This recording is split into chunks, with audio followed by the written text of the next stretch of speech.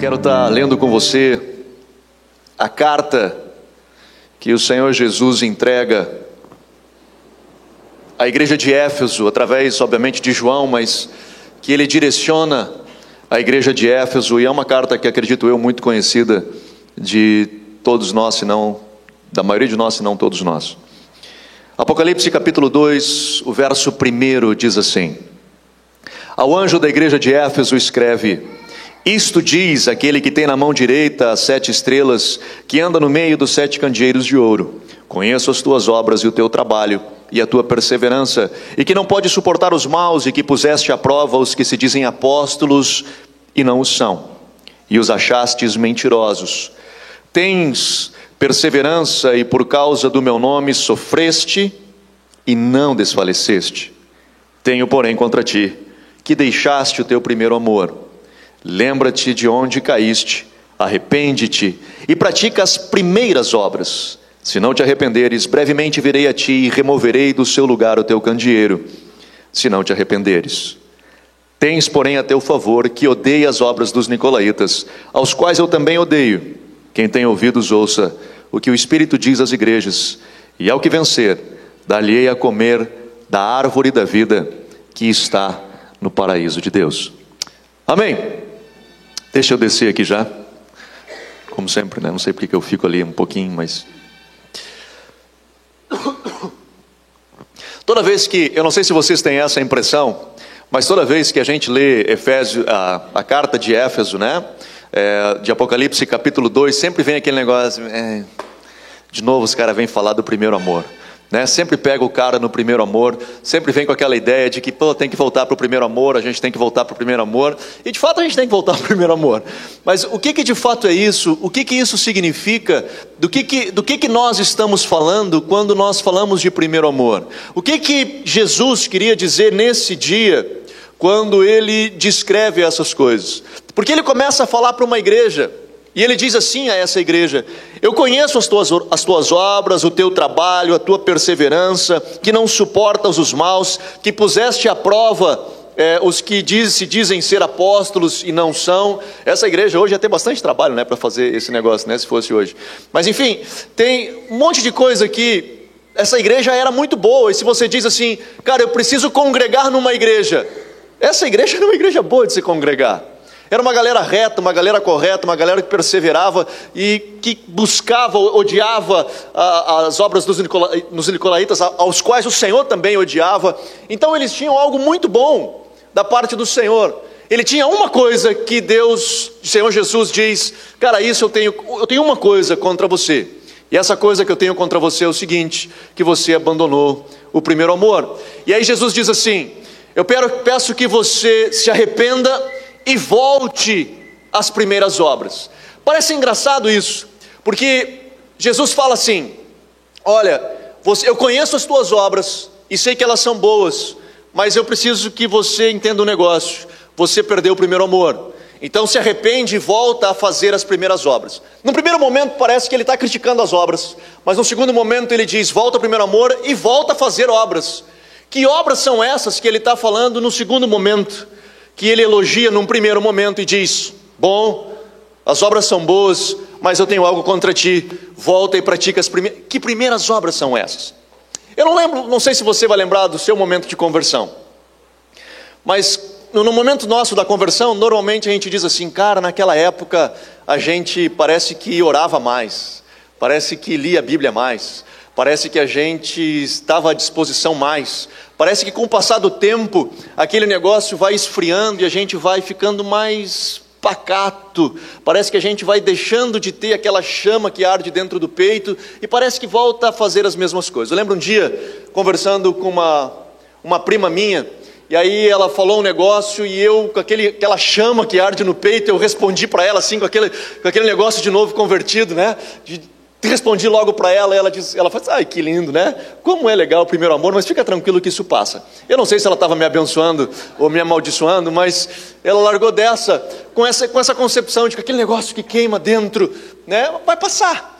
E a gente lá no fundo parece que é meio que padrão, a gente depois de um tempo esfria e fica o normal, e é legal quando a gente vê um novo convertido empolgado, a gente olha assim, mas fica tranquilo, depois de um tempo passa. O que será que é isso e por que acontecem essas coisas? Qual a razão disso tudo?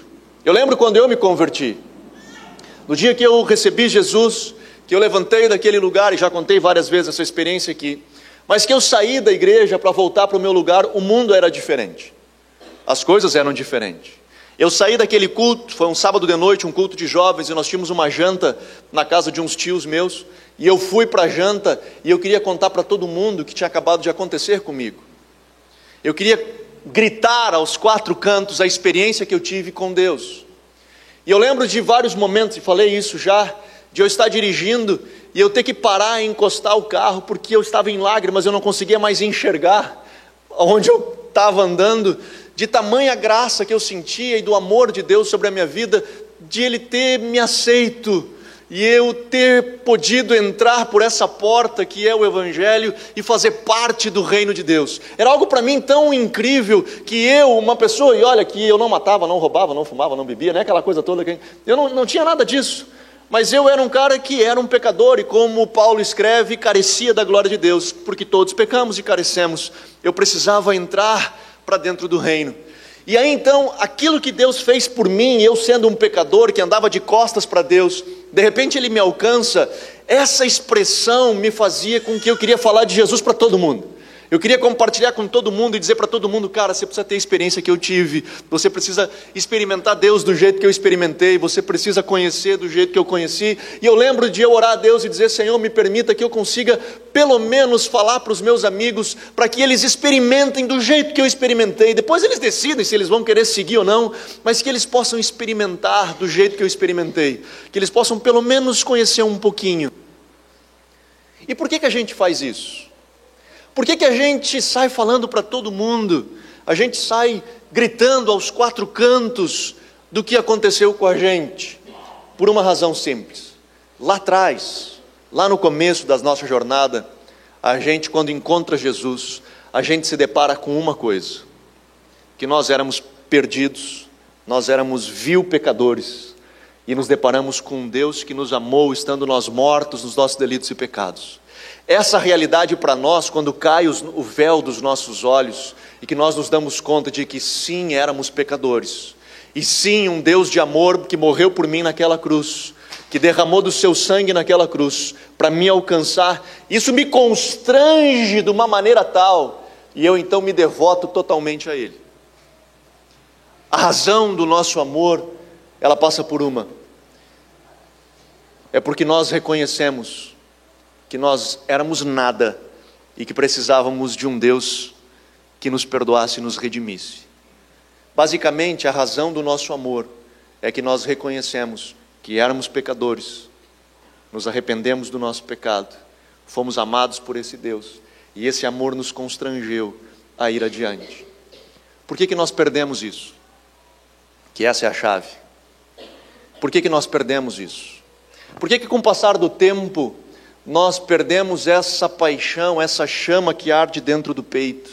Por que com o passar do tempo Jesus escreve à igreja e diz, cara, vocês até que são uma boa igreja de congregar, vocês até que são um povo legal aí, eu acho que seria um lugar jóia de o povo estar, um povo seguro, uma igreja sólida, uma igreja honesta, uma igreja transparente, que hoje em dia a gente, pô, legal, né?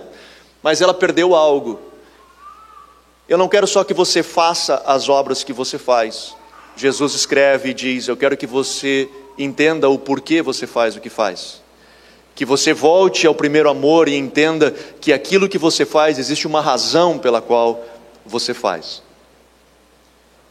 Você reconhece que você depende de Deus, que você é alguém que necessita dEle, que precisa dEle, que carece da sua misericórdia. E aí quando você se depara com Ele e se coloca diante dEle dessa forma, e você vê o amor dEle sobre a sua vida, e você diz, cara, eu não merecia estar na posição que eu estou, eu não merecia fazer o que eu faço, eu não merecia tanto amor, e de repente Ele me ama dessa forma.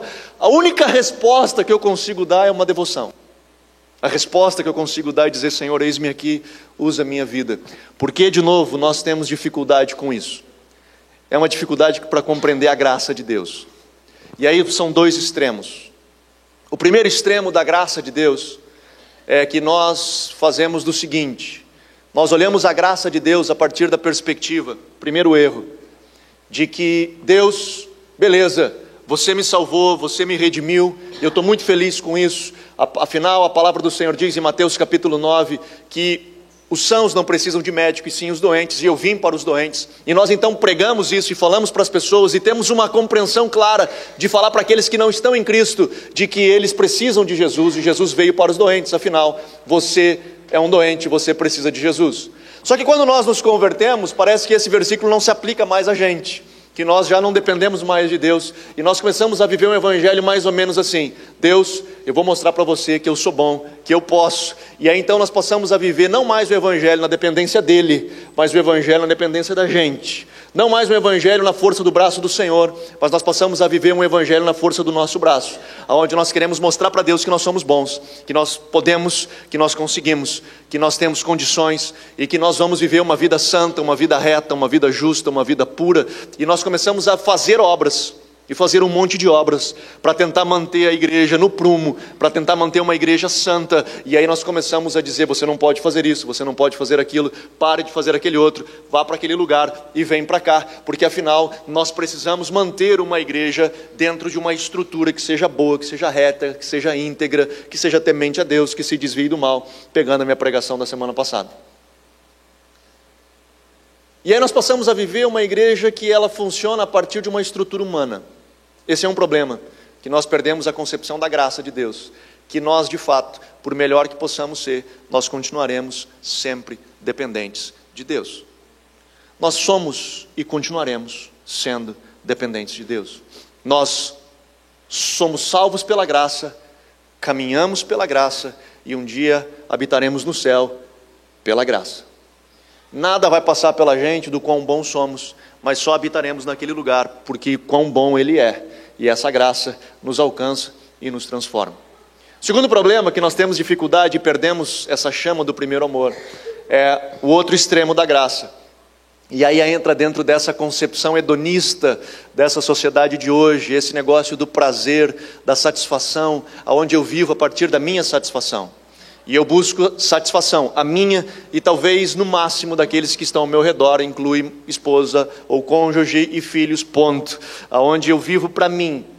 E aí então a graça de Deus, ela é usada como aquele cartão de crédito que ele se usa, né? O sangue de Cristo como um cartão de crédito. Eu peco e eu passo, eu peco e eu passo, eu peco e eu passo. E não importa o que aconteça, afinal a graça me perdoa e eu vivo de qualquer jeito. E na verdade é usada a graça como uma desculpa de uma satisfação, de um alto prazer. Até a Ju compartilhou no grupo do discipulado uma pregação essa semana, onde o pastor falava justamente isso. Nós vamos diminuindo a importância da graça e nós vamos fazendo tudo menor, a nossa devoção fica menor, o nosso temor fica menor, a nossa consagração a Deus fica cada vez menor, o nosso comprometimento com Deus e com a igreja fica cada vez menor. Afinal, Deus é amor, Ele me ama de qualquer jeito e eu vivo de qualquer jeito. E aí, nessa pregação, ele diz: beleza, você está usando isso, na verdade, ele não usa esse termo, hedonismo, mas ele leva dessa ideia de uma satisfação, de um alto prazer. Hoje nós vivemos numa sociedade assim. Qualquer ideia, qualquer figura de que possa restringir a tua liberdade, ela não é mais aceita.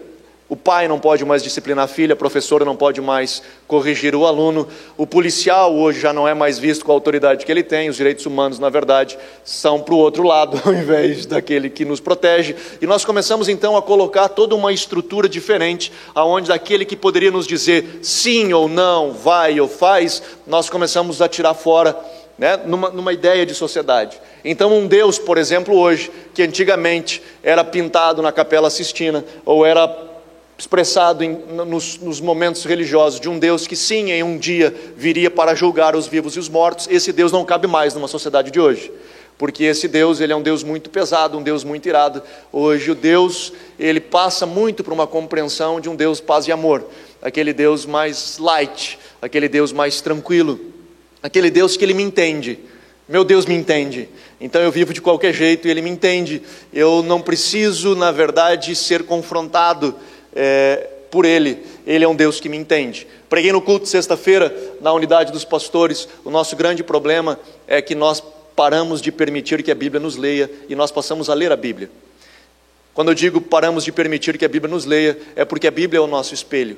É quando nós paramos e começamos a ler a Bíblia e permitimos que ela nos leia, é ela quem mostra para nós: aqui está errado, ali está errado, aqui tem um problema, aqui está sujo, e você tem que se limpar, e você tem que se purificar. E nós permitimos ser lidos pela palavra, e isso nos transforma. O que acontece hoje é o contrário: nós lemos e nós dizemos para a Bíblia o que ela deve de nos dizer. O que é bom para mim, eu abraço dela; o que não é bom para mim, eu empurro de canto.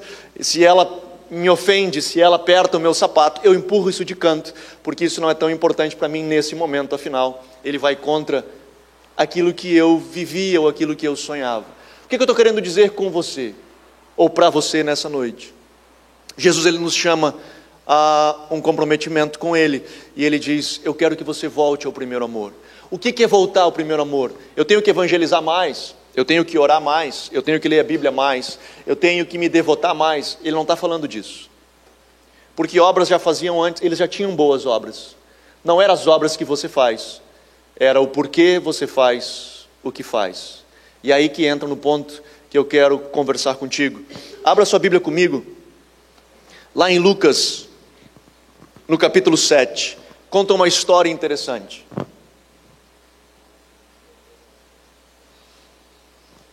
No mínimo interessante.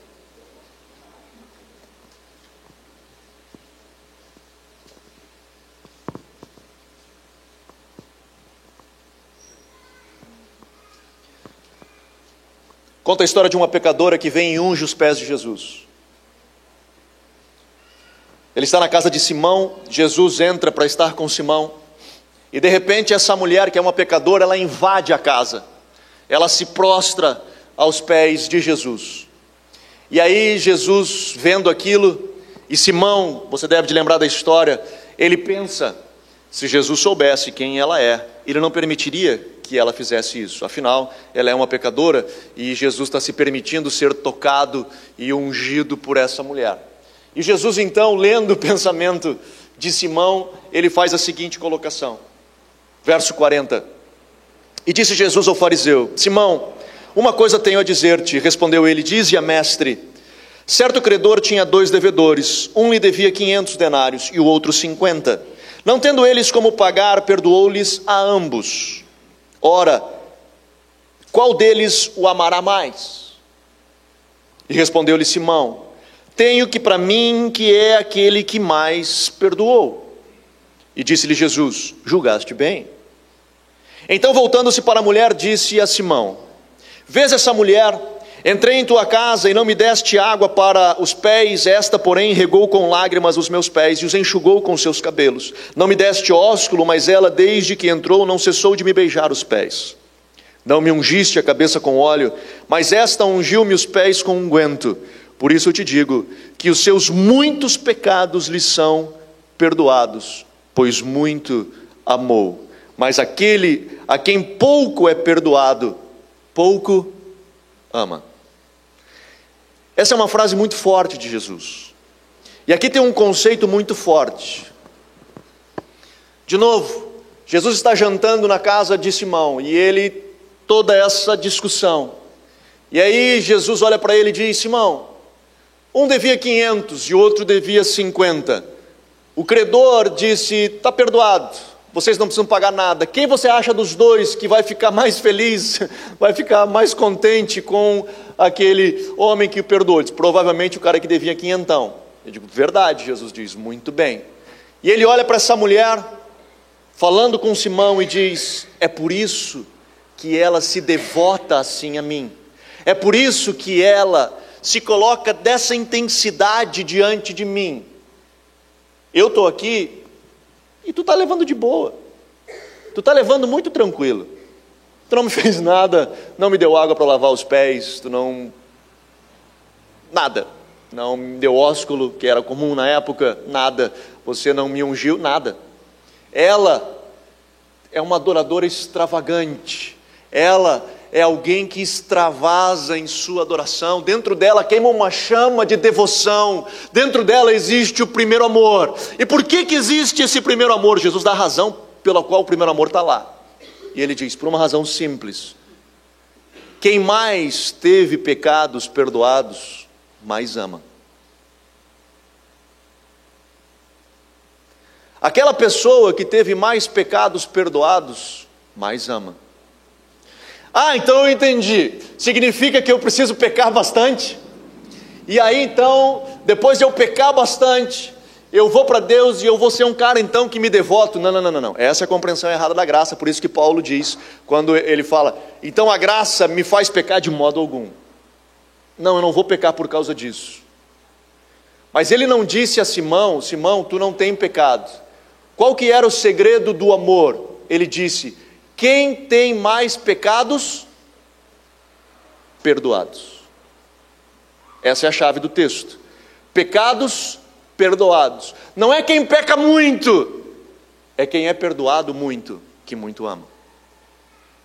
Ali que nasce o nosso amor. Quem é perdoado muito, muito ama. Quem reconhece, aí eu volto ao início lá da minha conversão, eu não matava, não roubava, não fumava, não nada. Mas eu me dei conta que eu era um pecador. E quando eu me dei conta que eu era um pecador e vi que Deus me amou do jeito que Ele me amou, a única resposta que eu tinha era a minha devoção. Não era o quanto eu pequei, era o quanto eu reconheci que fui perdoado. Era o quanto eu reconheci que sim, eu era alguém que era limitado e que precisava de Deus. E aí quando eu bati no meu peito e disse, Deus, eu preciso de Ti. Eu careço da Tua graça, eu careço da Tua misericórdia, eu preciso de Ti. E eu choro o meu pecado e bato no meu peito e dizendo, Senhor, me perdoa. E quando eu vejo que o Seu amor me alcança e me transforma, a única resposta que eu tenho, Senhor, eu não consigo viver de outra forma a não ser me devotar a Ti. Eu não consigo fazer qualquer outra coisa a não ser Te servir. Senhor, eis-me aqui. E aí você olha para todo mundo e diz, cara, eu preciso compartilhar, eu preciso falar, eu preciso dizer, eu preciso gritar aos quatro cantos, Jesus me amou. Jesus mudou a minha história. O que ele está falando com Simão, ele está dizendo assim, cara, essa mulher reconheceu que ela tinha pecado. E por ela reconhecer que ela tinha pecado, ela teve condições de ser perdoada. Tu não está nem aí para esse negócio. Tu é um fariseu, que é religioso, que está cuidando das coisas certas, para as coisas acontecerem certas na igreja. Tu é alguém que está voltado para uma realidade de dizer, a igreja é boa, faz tudo bem, tudo acontece direitinho, é uma estrutura litúrgica top, uma religiosidade fantástica, mas não tem razão de por que eu faço o que faço. Não tem vida aqui dentro. Não tem uma chama que queima aqui dentro, que me impulsiona. Não tem nada disso. Eu simplesmente estou vivendo uma boa religião. E Jesus diz, cara, está mal. Eu tenho que bater no meu peito, eu tenho que chorar o meu pecado. Ele está ensinando a Simão, dizendo, cara, sabe por que ela tem essa paixão, essa chama que queima dentro dela? Porque ela reconheceu que precisa de mim. E ela viu que eu a amo. E que eu mudei a sua história. E isso fez com que ela virasse uma adoradora extravagante. O que Jesus lá em Apocalipse, no capítulo 2, ele faz e diz, vamos voltar ao primeiro amor. O que ele está querendo dizer com isso é, que amor é esse? É eu voltar a evangelizar bastante, falar de Jesus, pregar. O que ele está falando é o seguinte, tudo isso que você for fazer, faça com a motivação correta. Faça sabendo que dentro de você existe uma chama de que você depende de Deus, de que você é um pecador e que precisa de Deus, e que precisa de um negócio que hoje nós temos dificuldade de falar nas igrejas, de novo, por causa desse hedonismo, por causa desse negócio do alto prazer, que é a palavra arrependimento.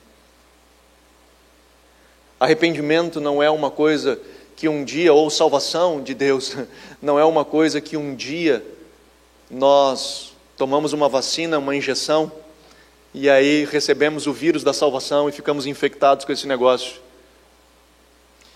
Jesus pregando no Sermão da Montanha, no capítulo 7, ele fala sobre a porta estreita. Lembra dessa história? Ele diz, a porta é estreita e o caminho é igualmente estreito. A porta é estreita e o caminho é estreito. E aí quando nós lemos esse texto, o que a gente pensa? A gente pensa numa lista de coisas que pode e que não pode. Pode, não pode, pode, não pode, pode, não pode, não pode. Então assim, para você entrar na igreja, saiba, a porta é estreita. Então você não pode entrar aqui de qualquer jeito, porque a porta é estreita. Você tem que parar disso, parar daquilo, parar daquele outro, e parar de um monte de coisa, porque afinal a porta é estreita, é ou não é? Toda vez que a gente lê esse texto, a gente pensa nisso. Pergunto eu para você, não precisa me responder. Quantos de vocês, quando foram receber Jesus, e levantaram a sua mão para aceitar Jesus, seja num culto, seja num grupo familiar, seja na rua, seja em qualquer lugar, ou em casa sozinho, quando foram entregar a sua vida para Jesus, alguém chegou para você, ou um anjo, ou alguém disse: para, tem uma lista aqui, ó. Tem uma lista aqui. E nessa lista aqui diz o seguinte, deixa eu só dar uma olhada, não, tu faz isso e isso aqui tem que parar. Para te entrar por essa porta, porque é estreita a porta, então você vai ter que parar com isso, com aquilo, com aquele outro, com aquele outro, com aquele outro, com aquele outro, com aquele outro. Alguém, não precisa me responder, mas alguém não. Isso não acontece. E por que não acontece? Não é essa a questão. Tá, mas a porta não é estreita? É, e você não entrou? Entrou. E entrou de que jeito? Do jeito que você estava. Porque afinal, a Bíblia diz que Jesus te amou. Paulo escreve em Efésios: você estando morto nos vossos delitos e pecados. E antes disso, Paulo escreve e diz: você andava segundo os prazeres da sua carne, a concupiscência dos seus olhos. E desse jeito você chega, e está ali a porta, que é estreita. E desse jeito, todo arrebentado, todo lambuzado no pecado, você cai para dentro. Brum! Entra pela porta. Ah, mas eu não entendi então. Quão estreita é essa porta que ela me aceitou desse jeito? Que restrição é essa que essa porta tem?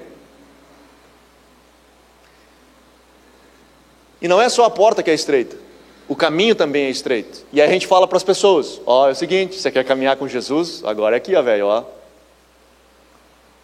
Não desvia daqui, velho. E a gente cria então toda uma estrutura doutrinal, ou doutrinária, para que as pessoas caminhem dentro dela, dentro daquilo que a gente entende ser correto. Porque a porta é estreita.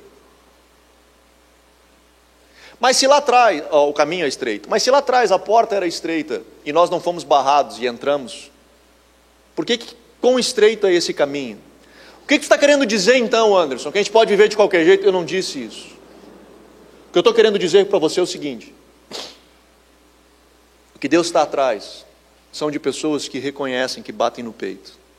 Sabe o que não passa naquela porta estreita? É o seu ego. O que não passa naquela porta estreita é o seu egocentrismo, é o seu egoísmo, é a sua altivez, a sua soberba. Isso não passa naquela porta porque a porta é estreita. Você precisa desinflar. O que nós fizemos quando nós nos convertemos? Nós fizemos uma coisa: eu sou podre. Eu sou podre. Minha vida, Jesus, está mal.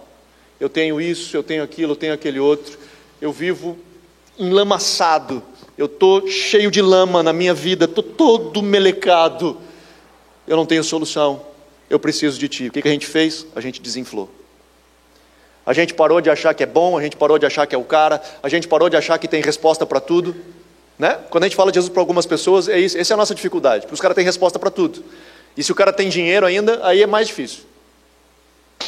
Porque o que ele precisa ele compra com o dinheiro. Então, se passa na ideia de que religião ou cristianismo é a religião de gente pobre ou de gente necessitada. Porque quanto mais dinheiro eu tenho, menos Deus eu preciso. E esse é fato, não é uma ideia minha, isso é fato, se é só olhar para a Europa.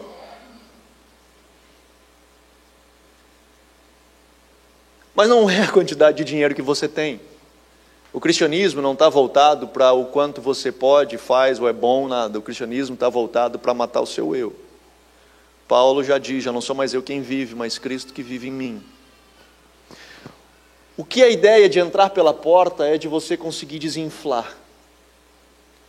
E de bater no peito e de dizer: Senhor, eu tenho dificuldade, eu tenho problema. Eu tenho problema. E aí eu entro pela porta. Entrei pela porta. E agora? Continua estreita. O ego não vai continuar passando na sua vida. Você não vai continuar sendo bom, você vai ter que continuar desinflando, porque a caminhada com Cristo é uma caminhada de bater no peito e de chorar o seu pecado e de dizer: Pai, me perdoa, porque eu tenho errado, me perdoa, e bater no peito e de se arrepender. E por isso que Jesus escreve lá em Apocalipse capítulo 2, se arrependa e volta ao primeiro amor. Que primeiro amor é esse? Volta àquela chama que arde dentro do teu peito, de um reconhecimento de que você era podre, e que Deus te amou, e que Ele olhou para você e disse: eu preciso de você, eu te quero comigo, eu te quero caminhando comigo. Quando Ele nos chama dos cantos mais remotos dessa terra, como diz Isaías, e nos chama pelo nome, e diz: eu te quero caminhando comigo, quando a gente bate no peito. Mano, deixa eu lhe perguntar de novo, não precisa me responder, mas quanto tempo faz que você não bate no seu peito e chora o seu pecado? Quanto tempo faz que a gente não faz como aquele publicano, que aquele fariseu olha e diz: Jesus, eu não sou que nem esse publicano que batia no peito e chorava o seu pecado. Jesus olha para o cara e diz: sabe quem saiu daqui redimido? Sabe quem saiu daqui perdoado? Foi o maluco ali que batia no peito. Não porque ele pecava, não é porque nós precisamos de novo pecar, não é quem tem mais pecado que ama mais. Quem tem mais pecado, perdoado. Quem reconhece a sua insignificância, que bate no seu peito, que chora e diz: Pai, me perdoa, eu preciso de Ti, eu sou dependente de Ti, que para de andar na força do seu braço, que para de tentar fazer as coisas a partir de uma força dele, e diz: Senhor, eu preciso de Ti, eu sou dependente de Ti. O que Jesus está querendo da igreja de Éfeso é chamar uma igreja de volta a uma dependência dele, uma igreja que chora, que de noite, antes de dormir, dobra o joelho e diz: Pai, sonda o meu coração, traz a minha mente e me mostra. E aí de repente Ele começa a nos mostrar onde nós erramos. Não estou falando de grandes pecados, estou falando de coisas que acontecem no dia, de palavras fortes que nós dizemos, de formas diferentes ou, no mínimo, duras, que tratamos o nosso cônjuge ou nossos filhos. E nós choramos e dizemos: Pai, me perdoa, me perdoa. E quando nós vemos a graça do Senhor que vem e nos alcança e nos redime, e nós olhamos dizendo: cara, esse cara continua me amando, esse cara continua caminhando comigo, esse cara continua olhando para mim mesmo, a despeito de todos os meus erros, a despeito de tudo isso, ele continua comigo. O que isso faz? Isso me impulsiona a dizer: Senhor, usa a minha vida, se eu puder fazer, ou o que eu puder fazer, eu estou aqui, usa a minha vida, eu me devoto a Ti. O que acontece hoje? E aí eu falava isso na semana passada. Nós terceirizamos o nosso relacionamento com Deus pelas coisas da igreja, pela atividade da igreja, pelo ativismo, pelo comprometimento de fazer alguma coisa. O Senhor te quer. Deus, Ele te quer. Ele quer sim o teu comprometimento, Ele quer sim a tua resposta, e tanto que Jesus em Efésios, a igreja, a carta de Éfeso, Ele não diz assim: não era para trabalhar, não era para fazer obra nenhuma. Ele não fala isso, Ele diz: eu quero que você faça a obra, mas faça a obra direito, que você faça a obra entendendo por que você faz. E Ele diz que no final, ao que vencer, a carta de Éfeso, Ele diz: dar-lhe-ei a comer da árvore da vida. Que prêmio é esse? Que prêmio é esse que nós vamos ganhar se porventura nós entendermos isso? Abre comigo a sua Bíblia em Gênesis capítulo 3. Essa é uma história interessante. Em Gênesis capítulo 3, depois que o homem peca, que Adão e Eva pecam, que comem do fruto, eles estão numa situação que Deus os expulsa do jardim. Esse é o contexto da história. O verso 20 diz assim, Gênesis 3:20: chamou o homem a sua mulher Eva, que era mãe de todos os viventes, fez o Senhor Deus vestimenta de peles para Adão e sua mulher e os vestiu. Então disse o Senhor Deus: o homem agora se tornou como um de nós, conhecendo o bem e o mal. Assim, para que não estenda a mão e tome também da árvore da vida e coma e viva eternamente. O Senhor Deus, pois, lançou fora do jardim do Éden para lavrar a terra de que fora tomado. Havendo lançado fora o homem, pôs querubins ao oriente, ao jardim do Éden, e uma espada flamejante que se revolvia por todos os lados para guardar o caminho da árvore da vida. Quando o homem peca, e aí um pouco antes disso, no jardim tinham as duas árvores, a árvore do conhecimento do bem e do mal e a árvore da vida. Você conhece a história. A árvore do conhecimento do bem e do mal faria do homem, e esse era o discurso de Satanás: se você comesse desse fruto, você vai se tornar igual a Deus. E é por isso, e o diabo fala a ele, é por isso que Deus não quer que você coma, porque você vai se tornar igual a ele. E o homem vai e come, e Deus diz, de fato, o homem se torna semelhante. Semelhante em quê? Qual que era a concepção quando Deus diz, de fato, o homem se tornou semelhante a nós, e por isso eu preciso? Semelhante em tomar as decisões. Antes, a ideia era teocêntrica. Deus falava e o homem seguia a orientação de Deus. A partir de agora, da árvore do conhecimento do bem e do mal, o homem passa a ser dono da sua vida. O homem, o seu ventre, os desejos do homem passam a ser aquele que avalia o bem e o mal. Ali a sociedade passa a ser hedonista, passa a ser uma sociedade a viver a partir do prazer do ventre, da sua vontade. Pois bem, Deus diz, aqui o homem então passou a definir as coisas, não mais escutar a minha voz, mas viver a partir da sua voz. Se ele comer da árvore da vida, que está no meio do jardim, nós teremos uma geração que perpetua dessa forma. Será perpetuada uma geração que busca viver a partir da sua concepção, do seu ventre. E Deus então expulsa o homem do jardim, e não só tira o homem do jardim, mas Ele protege a árvore do conhecimento, a árvore da vida. E porque Ele protege a árvore da vida e o caminho que levava com anjo, com flecha, com espada flamejante, parecia meio Jaspion, assim, né? Aquela coisa louca, aqui não vai, a galera dos mais jovens não sabe nem do que eu estou falando, né? Mas enfim, e aqui não vou deixar entrar e tal. Por que disso? Porque Ele não queria perpetuar essa geração. Uma geração que vivesse a partir do seu ventre. Só que lá em Apocalipse, no capítulo 2, quando ele diz, se você conseguir entender que você depende de mim, se você conseguir entender que o seu amor, a sua devoção a mim, ela parte de um princípio, de você reconhecer que você não pode, que você depende de mim.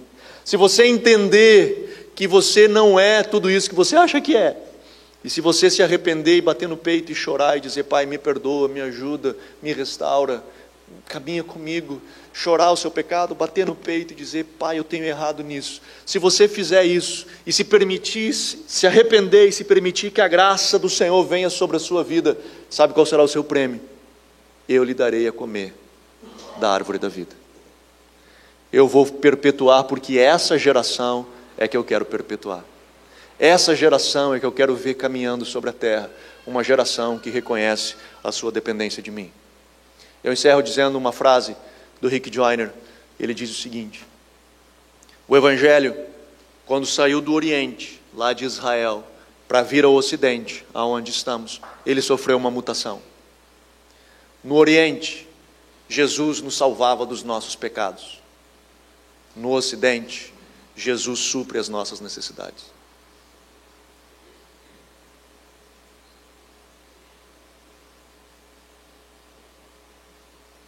Essa mutação tem destruído a raiz do cristianismo, a essência do cristianismo. Jesus morreu naquela cruz, não para nos dar prosperidade, não para nos dar carro novo, não para nos dar uma esposa ou um marido melhor. Ele morreu naquela cruz e derramou do seu sangue para redimir o meu e o seu pecado.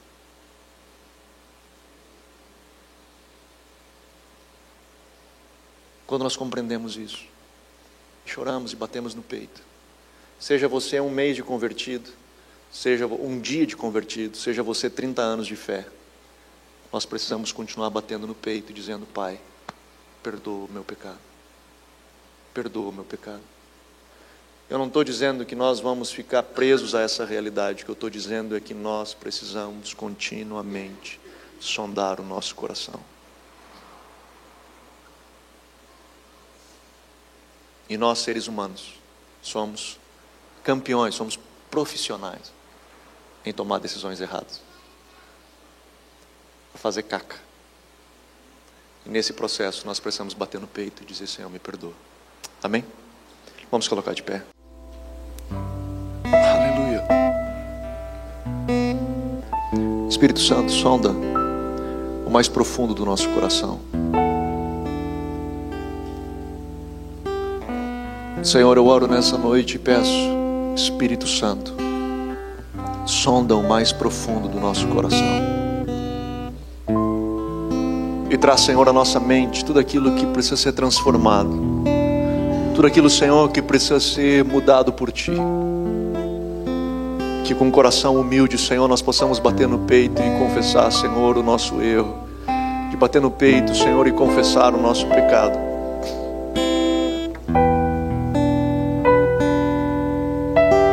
Ministra, Senhor, as nossas vidas. Eu te peço, Senhor, ministra as nossas vidas. Nós precisamos de Ti. Nós precisamos de Ti. Aleluia. Aleluia.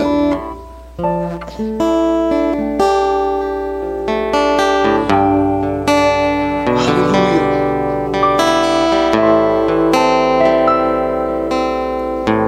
Ore ao Senhor. Se coloque diante do Senhor e peça ao Senhor: Senhor, me mostra, traz a minha mente. Senhor, não quero viver a partir do meu ventre. Não quero viver a partir de uma estrutura religiosa. Senhor, eu quero viver a partir de um relacionamento. Eu quero viver a partir de um relacionamento. Fala ao meu coração. Ministra, em nome de Jesus.